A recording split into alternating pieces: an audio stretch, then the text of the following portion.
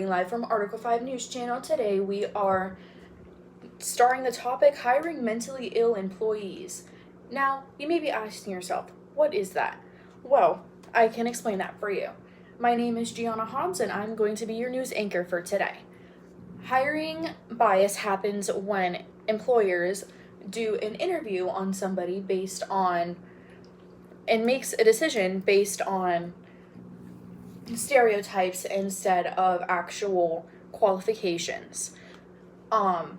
Anywhere's from movies to the media, including TikTok, Facebook, Instagram, all of those. We have all seen those videos, whether it's someone romanticizing depression or someone criminalizing conditions such as schizophrenia.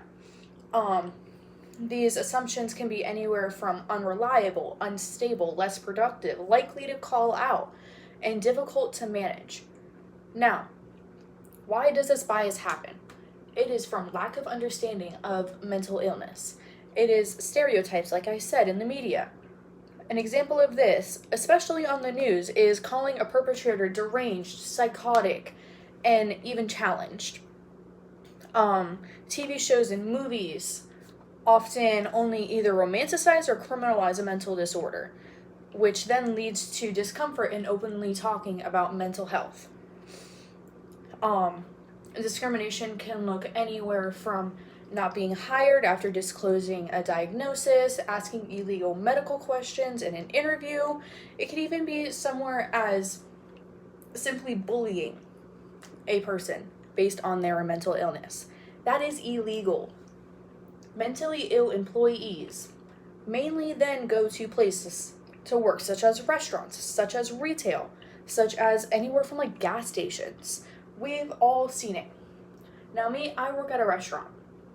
If I'm being completely honest, we have some mentally ill people, myself included. Does that mean that we are unreliable? No. Is there points of people that are unreliable? Yes, there is. Because again, mentally ill people are different in every way, shape, and form, just as every other person. And I like to make that very clear because a lot of people just think, oh, depression is just being sad and not being able to get out of their bed. Oh, schizophrenia is just people going crazy in their head. Everything is different in each and every single person. It is just based on your perspective of each and every single individual person. Now, we have laws that protect applicants. We have Americans with Disability Act, aka the ADA, I don't know, getting me all flustered over here. And this kind of just puts it into effect that we cannot discriminate somebody based on their mental illness. Now, when it comes to more so mentally ill people that are not able to manage themselves and either have to have caregivers, either have to, say, go to a mental hospital, that is different because then they are not mentally capable or even physically capable to, have a job, to be able to cooperate, be able to, just speak on their own. And, it's very unfair as to why this is. Because, again, everybody is different in their own ways. Now we are going to go to an interview. I am here with Aiden. And my question for you today is, what is your opinion on hiring mentally ill people? I think it's good. I think we should do it. Mentally ill people are still people nonetheless. And just because they have some sort of illness, I think we should work towards trying to cure it instead of criminalize them or penalize.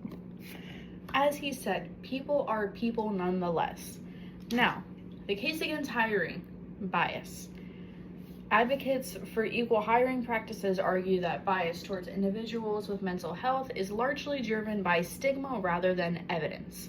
Historically, medical illnesses have been, like I said, associated with instability or non-predictability.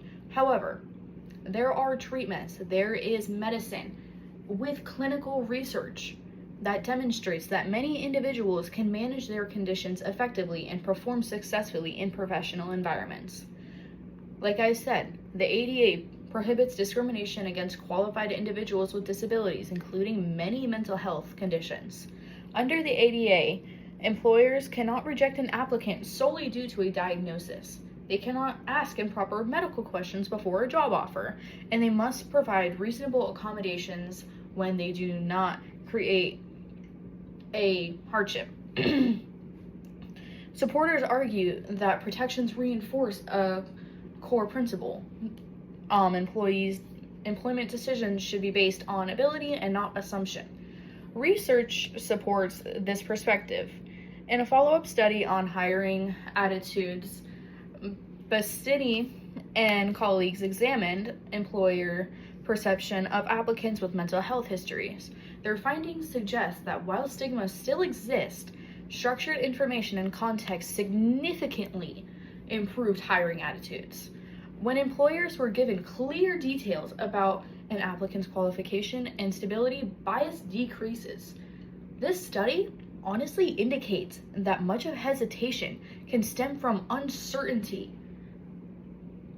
rather than objective performance concerns. From this viewpoint, inclusive hiring is not only ethical but practical. Let's see. I wrote stuff down here. And so our next topic of this is employer concerns and practical realities. At the same time, employers present legitimate concerns. Businesses must maintain productivity, like ensure workspace safety and protect financial stability. Some employers worry about, with this absence of the person, the constant stress or the need for accommodations may be difficult for smaller organizations that are not, let's say, corporate, or they don't have an HR. That might be harder because it's just a mom and pop store. In safety, sensitive industries such as aviation, emergency response, or heavy equipment operations, employers often feel heightened responsibility to minimize risk. Now, legal liability is also a factor. Employers must carefully navigate disability laws while maintaining performance standards. In this, the balance can feel uncertain. From this perspective, business employers argue that their caution is not necessarily prejudice, but risk management. Now, you might say, each side has good points, so we need to find the middle ground. Experts increasingly suggest that the solution lies in individualized evaluations, because like I said, each person is different in their own way. Rather than making assumptions based on diagnosis, employers can, just focus on documented qualifications. They can set clear expectations. They can use probationary periods, and they can maintain consistent standards for all employees. The ADA already provides a framework for them. It protects against discrimination, but it does not require employers to tolerate poor performance. It's called fairness. Because people without mental health, in my case, I used to work at Buffalo Wild Wings. People without mental health, like documented mental health, would call out every single shift, and it would mess us up. And the same goes for people with mental illness. It's fairness. The research by Bastini and others further suggests that education reduces bias. When employers understand the condition, the treatment, and the applicant's stability, hiring decisions become more objective. In other words, transparency and structure reduce fear. It's as simple as that. Now, the question of hiring individuals with mental health issues is complex, to be quite frank. One side stands that argument for equal opportunity reinforced by law and support by research showing that stigma can be reduced through education. Alrighty, I am so sorry we had an interruption of an Amazon package at the door that I needed to sign. On the other stands that responsibility employers carry to maintain productivity and safety. There are instances where mental ill people can cause issues, such as my restaurant that I work at. There was an individual that was severely mentally disabled. He ended up slapping 2 employees. Now, I cannot get the CCTV footage for evidence, but just promise my word that we saw it. He obviously got fired because it's fair. It is completely fair.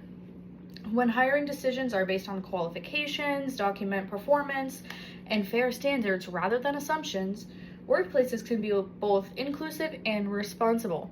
The issue is not whether mental health exists in the workforce. It does. The issue is how we respond to it. Thank you and have a nice night. Again, my name is Gianna and I was your news anchor for tonight.